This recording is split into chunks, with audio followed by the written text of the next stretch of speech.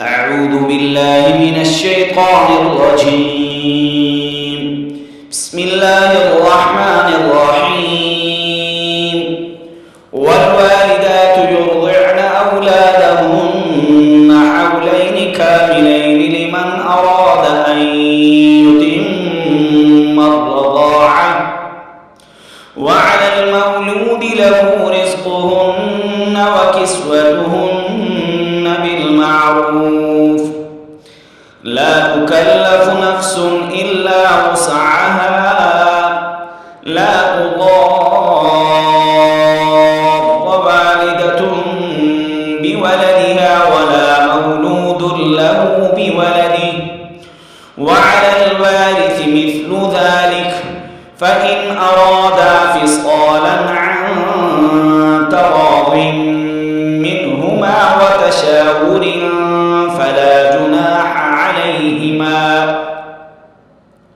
وإن أردتم أن تسترضعوا أولادكم فلا جناح عليكم إذا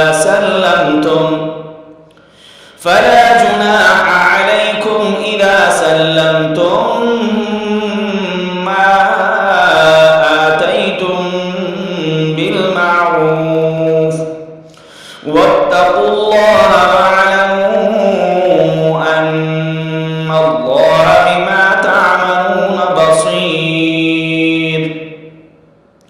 والذين يتوفون منكم ويذرون أزواجا يتربصن بأنفسهن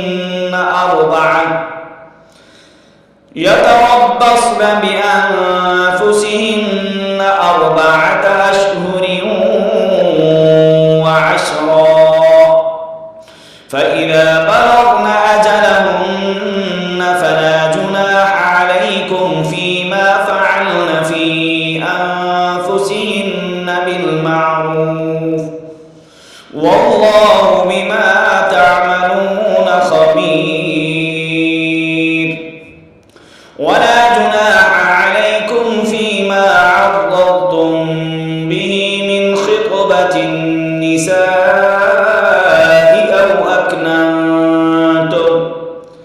أو أكننتم في أنفسكم، علم الله أنكم ستذكرونهن ولكن لا تواعدوهن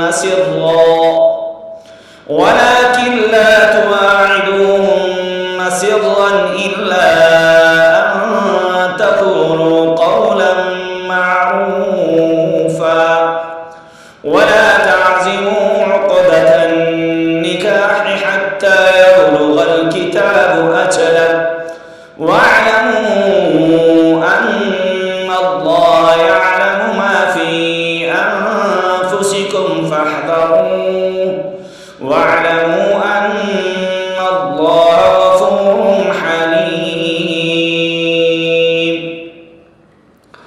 आज हमने आपको 36वां सबक पढ़ाया है।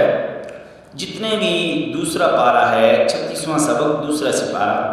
आप लोग कुरान पाक की इस तालीम को दूसरों तक पहुंचाने में हमारी मदद कीजिए और ख़ुद भी सुनिए, दूसरों को भी आप शेयर कीजिए और बेल आइकन वाला बटन ज़रूर दबाइए। अस्सलामु अलैकुम।